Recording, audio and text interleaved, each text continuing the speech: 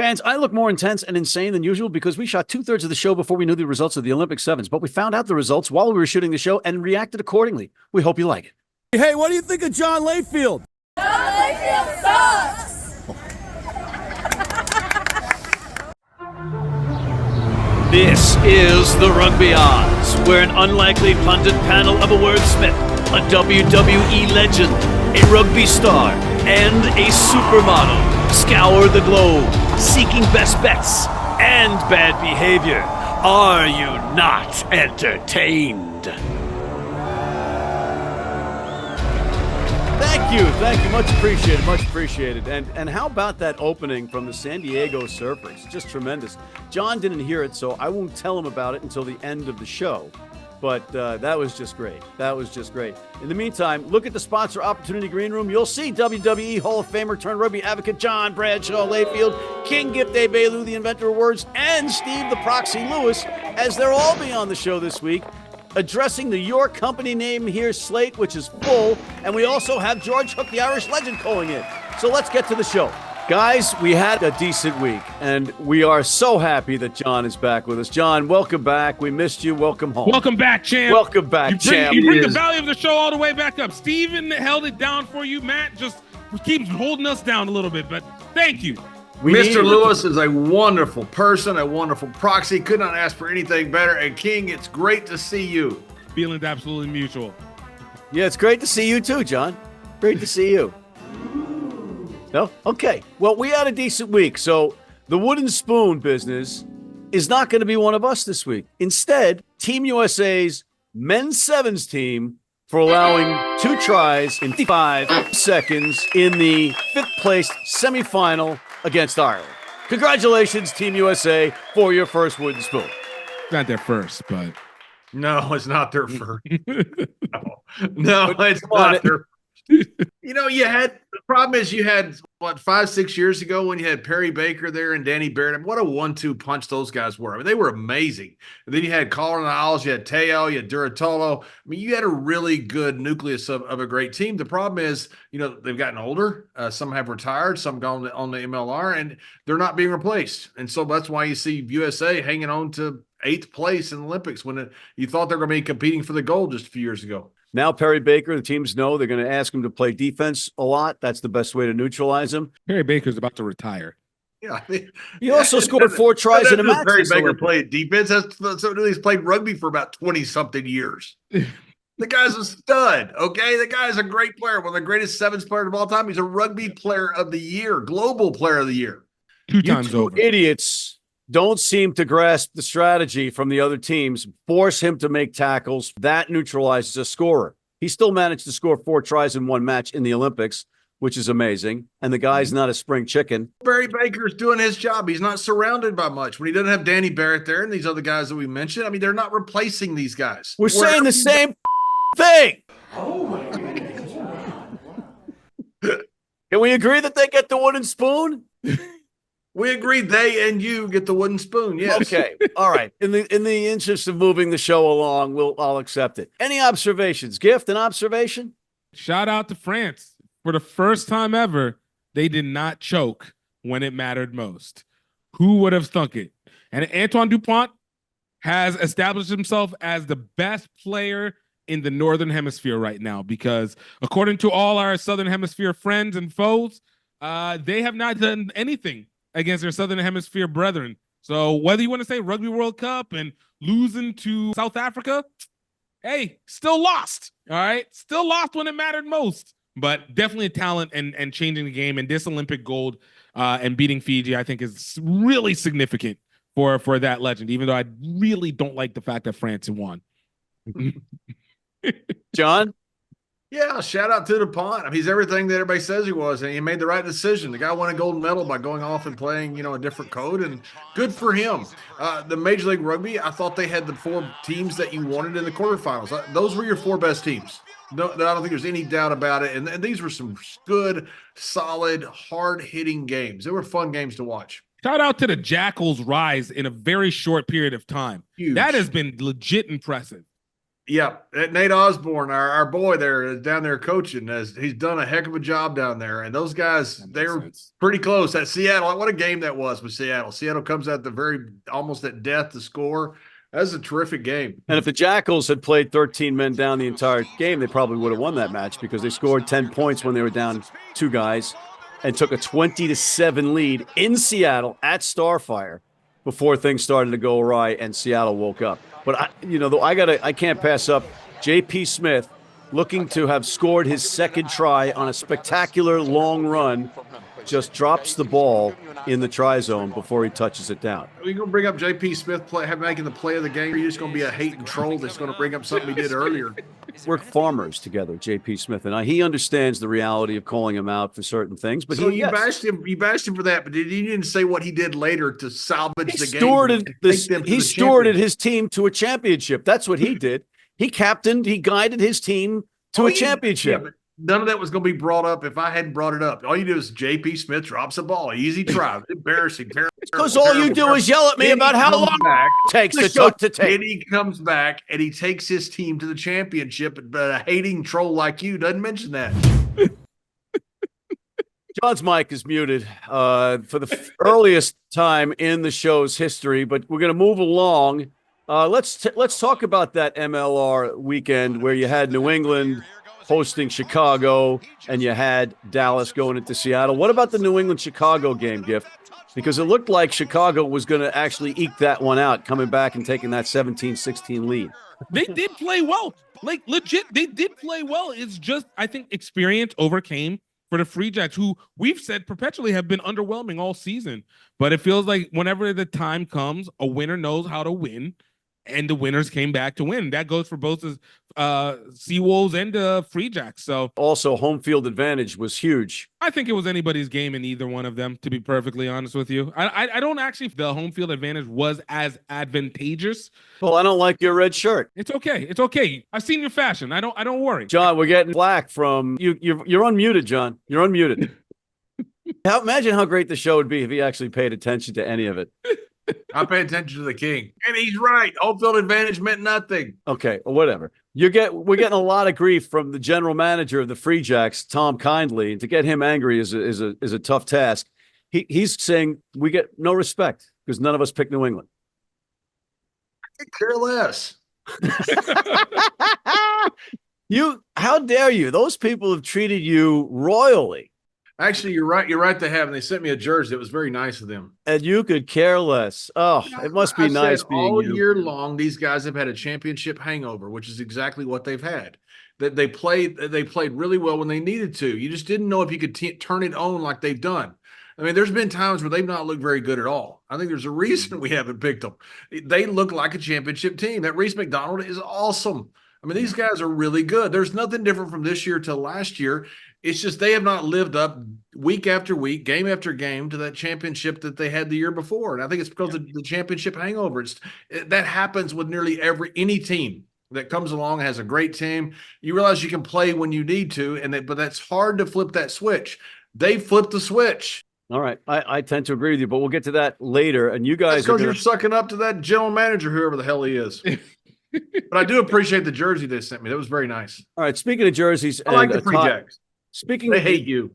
I mean, they hate you. They actually hate you, Matt. I'm trying to plug your shirt. I do a podcast with my good friend Gerald Briscoe, who hired me almost 30 years ago. WWE, we interview old legends. We just interviewed the Area 51 leading expert that told us all about Area 51, what USA is developing, and they've got Russian radar systems. They fly planes by them to try to evade the Russian radar systems. It's incredible what's going on there. And so we do a podcast every week and just have fun doing it. Stories with Briscoe and Bradshaw. Is there any shot that you'll get abducted by aliens? You look like an alien. I mean, you look like E.T. Do it. Call home. Do that. Call home. They do the finger thing. You look like E.T. You look like an alien.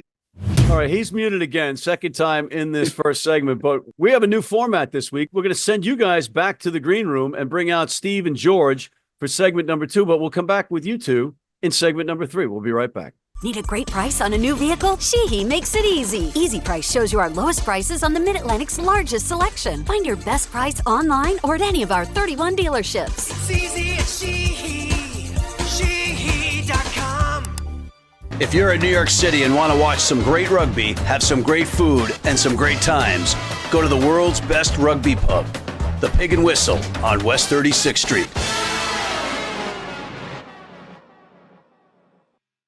And we're back, and this time we're back with Mr. George Hook and Mr. Stephen Lewis. Gentlemen, welcome back off camera. You guys were livid about the timing of this show because of the Olympic Sevens actually going on. Who wants to take first crack? George? I've now been listening since the late 80s about American rugby being the sleeping giant, right? Currently, the 15-a-side team, the Eagles, wouldn't beat the Loretto Convent girls, right? However, I have also been told in that period that sevens was the ideal game for Americans because A, the technical things like scrum and line out and so on weren't there. Secondly, America could produce 10-second sprinters by the truckload. So let's look at the men's performance. They won one game against Uruguay. Now, astonishingly, in their opening match, they drew with France, who won the gold medal, which, I don't know what, but they were awful. So after all these years, the best part of 30 years, where we've been talking about American rugby, how could they not get this right? We were also told the reason sevens was a good idea because it was an Olympic sport and we'd get money. And the money would help us with a camp at Colorado Springs to have full-time athletes. So what's happened? Now, the women are now in the bronze medal position. But who's in the final? Canada, crying out loud, who beat Australia against all the odds. So how are the Canadians getting it right and the Americans getting it so wrong? I don't know. You're the first person that has said in the last 10 years that the Canadians are getting anything right in rugby, and it could be like a blind squirrel finding a nut. But Stephen, you want to follow up on what George was saying? Where to start? There's a lot of information there. Most of it correct. I would just retrain our focus here on the success of sevens in this Olympics. So when you take a sort of step back from the individual teams, perhaps, and you look at the attendance, the atmosphere, the quality of the play, and the social media and world reaction to it, this has been a resounding success for the sport of rugby. Stade de France, 69,000, 3 days in a row for the men, women, equivalent crowds, which is in itself interesting for women's standalone women's rugby, breaking a record every day. So absolute 6 days of superb, stupendous entertainment and a real victory for the game, a real tonic, a real fillip. And for those naysayers who don't understand the importance of sevens to the game of rugby as a whole, this was proof personified. To George's points, in sevens, the USA and Canada are competitive. They're not in 15s. In the Caribbean, in Central America, in Africa, in parts of Asia, they can be competitive in sevens. They cannot be competitive in 15s. So if you want to grow the game and you talk about a global game, sevens is the entree. Well said. It's better than any Irishman could possibly say.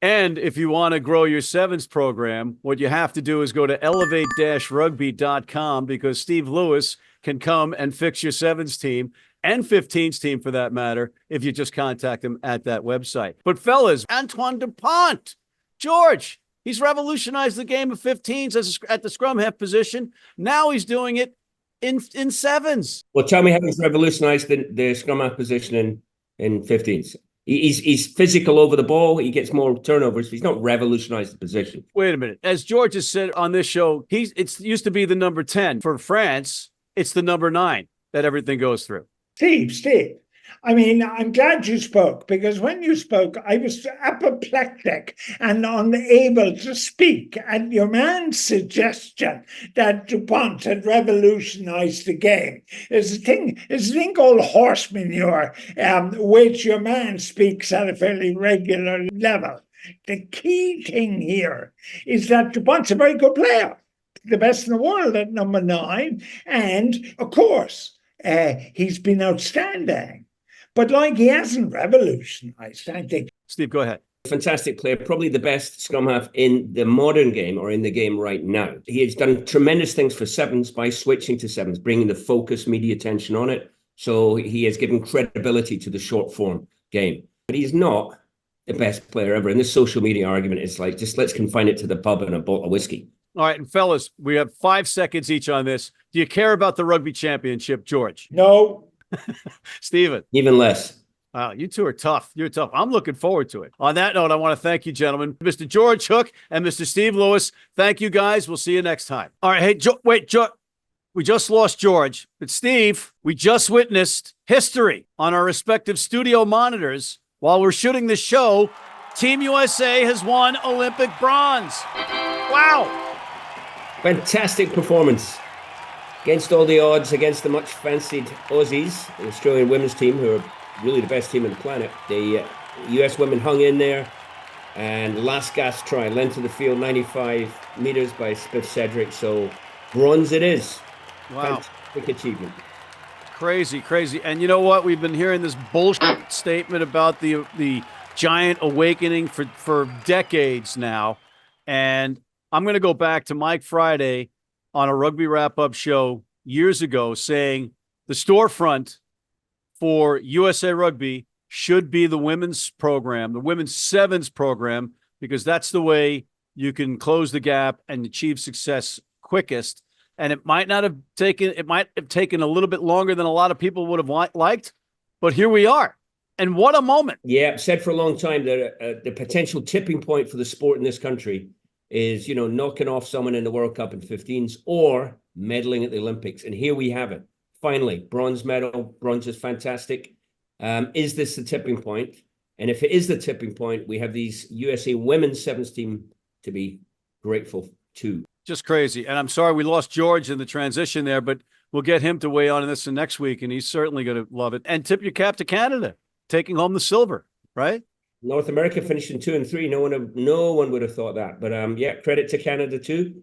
They stuck in and they pulled off 2 big shocks before going down to New Zealand. And for people like you that have been working in sevens, in 15s, in rugby, coaching, all that, you've coached a lot of these people in sevens or in 15s. So congratulations to you and the people out there that like you. How about Emily Bidewell, right? Emily Bidewell. Terrific. So all credit to her and all credit to the players. But you're right. There's a whole community of coaches out there from, girls, high school stuff, or even younger than that, all the way up, college, club. Everyone is due a small measure of the credit, but the real credit goes to the players who are in the arena and the coach, Emily Bidewell, who was the only female coach in the medal round. So an extra feather for her hat. On that note, Steve, we are definitely out of time on this segment.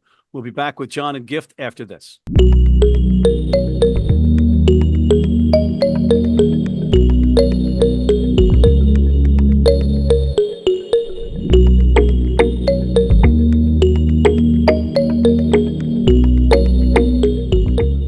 What do you think about the San Diego Surfers greeting you at the front of this show?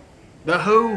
The San Diego Surfers, the women's rugby team in San Diego. I think 20 years ago when I went to San Diego, their mamas were in the stands cheering for me when I was champion. That's what I think. You need your cleats? You need them tomorrow? If you order today by 3 p.m. New York time or noon LA time, they can have them to you tomorrow. Young, old, male, female, if you're playing on turf, if you're playing on grass, if you're playing in the rain, you're playing in the heat, they've got you covered. RugbyNow.com. Go there now. And we're back with John and Gift. Fellas, we got picks to make. And I know it's a tough act following Steve and John and George. It's easy for me to say because they're actually guys that can speak. But the first thing we're going to take care of is the MLR Championship Shield. And it's in San Diego. And all those Legion fans are going to be crying in their crybaby soup. But Seattle knows San Diego well. New England likes to play in San Diego. New England is favored by 3 points in this match, John. Yeah, and by the way, you dumbasses, how about you quit calling it a shield? The average sports fan doesn't get shield. That diminishes what it is. Call it the championship. It's very simple. The MLR Championship. They're trying to get this cute little vernacular to sound like they're so smart and the esoteric words. That's why they can't draw ratings. It was piggybacking the Championship. MLS. So it was the guy that was the first I commissioner's don't care idea. what it is. Call it the championship. People understand that, and it makes it sound important. Look, meaning words here matter when you start saying stuff like this. When you call it the MLR Championship over and over and over, people get that. When you start calling it a shield, people don't get that. I think it's just another stupid thing that these guys are doing. And they should make it a cup so you can drink out of it. You can't. You got to hold the shield up and kind of drink. Have some off fun it. with it. I agree with that. Make it a cup. Make it a name of somebody. Then have drinks with it afterwards. Make it a big deal like the Stanley Cup. You know, make something with this instead of just trying to copy something that you're doing from Europe, which nobody understands. Okay, but how about picking the match? How about you pick my? Okay, John. Well, how about picking the match? Look, these are the two best teams. There's no doubt about it. Look, any of those four teams in the finals, semifinals would have been good in this, but I think these are the two best teams.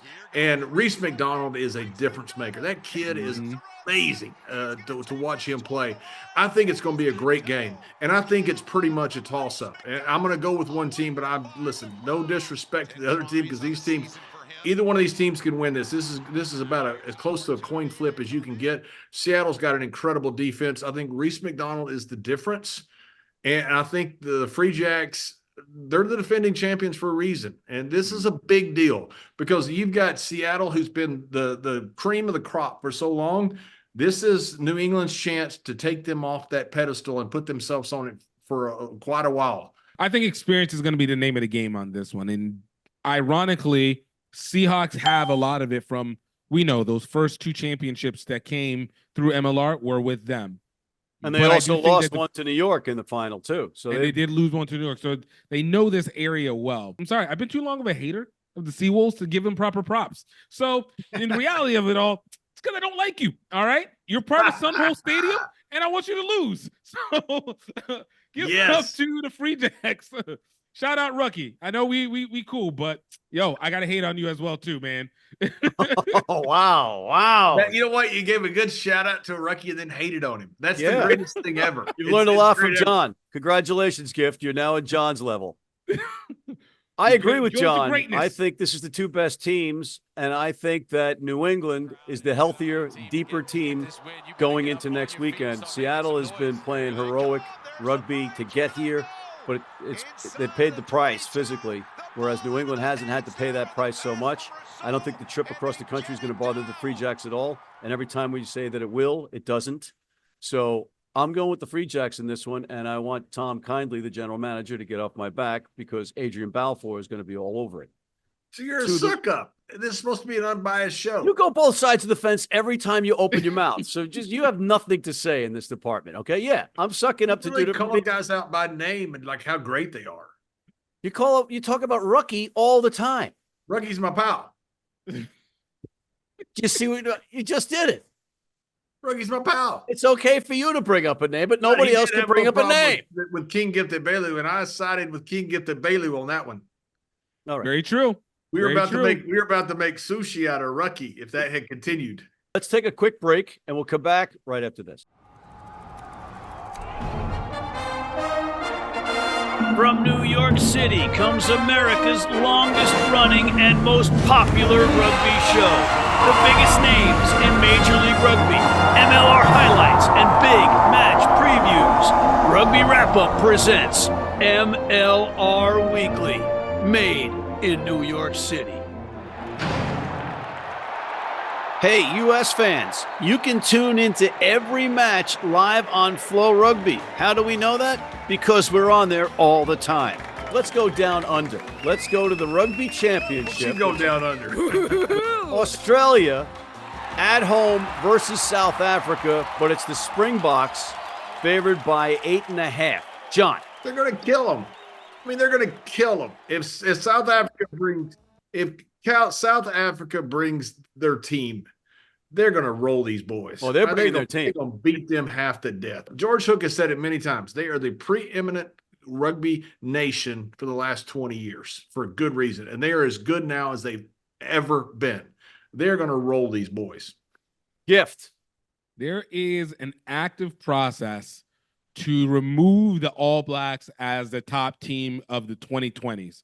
I think 2010s, there was a lot of struggle for South Africa against them. But the 2020s, since that first Rugby World Cup in 2019, it's not the first, obviously, but since that 2019 Rugby World Cup, South Africa has been on a mission to destroy everything that the All Blacks have in their way. They did it in 7s, they're doing it in 15s, and they're about to do some real damage to this Australia team that absolutely is not ready for the full force of this Springboks team. And I think this 8.5 points is not actually enough. And despite the rivalry that will be played out, quote, quote, it's not going to look good for this Australia team. I like what Australia's doing. They're rebuilding. They are playing decent rugby. They smoked Wales twice. That's no great shakes, but they could have lost, and they didn't. But I agree with you. I think South Africa easily covers that 8.5 points, and they are bringing their team. Then there's New Zealand hosting Argentina. Argentina always plays New Zealand tough, but it is in New Zealand. 15.5 points, John. Argentina's got a terrific pack. Those are some big, strong guys up front, and they're gonna beat people up. They want to be the old college football 3 yards in a cloud of dust where they just dominate people. The problem is they can't dominate New Zealand in all facets of the game. Can't dominate the outside. They can't run with them on the outside. New Zealand's gonna be able to match up enough with them on the inside to not be overwhelmed. And I think what King Gift Egbelu is saying is correct. You've got a real thing here between South Africa and New Zealand about who is the best rugby team in the world, not just now, but for the last 20 years. And they're both vying for that. New Zealand feels that pressure. They're playing at home against a very good Argentina team. I'm 15.5 points. It's a lot of points. Yeah. But I think New Zealand wins this pretty easily. But I'm not sure I would want to take those points. So you're going to take Argentina with the points? Yeah, I think Argentina can keep it close because they're gonna ground the ball. I mean, they're just gonna try to beat them up. If New Zealand gets to running, this game could be either a 40-point game or a 5-point game. I don't think that Argentina is going to win, but they could keep it close. Okay, Gift. Argentina versus any other team in the world is like a freaking lion. But whenever they go against the Springboks and they go against the All Blacks, they become kittens, not even cats. I think this 15.5 points actually holds up pretty well. I think New Zealand absolutely warms up on this Argentina team. I agree with you. I think New Zealand covers this spread. Finally, we're at that moment where it's John's favorite part of the show, Picks of the Week. John. I think for Seattle to win, they're going to have to score some points. I think it's going to be a close game. I think Seattle does score some points. I feel confident that New England will take the over. Gift. I think that Australia is going to have a good first half. I think this is going to be a 30-point total for the first half. I think the MLR Championship is going to be a defensive battle under 45 points total. We're out of time. I want to thank WWE Hall of Famer / rugby advocate John Bradshaw Layfield, King Gift Egbelu, the inventor of words, George Hook, the Irish legend, and Steve the Proxy Lewis. And thank you for tuning in. Please check out our other shows, including MLR Weekly. Hit that subscribe button on YouTube. Sign up for our weekly newsletter, and please join our American Red Cross Blood Donor Team.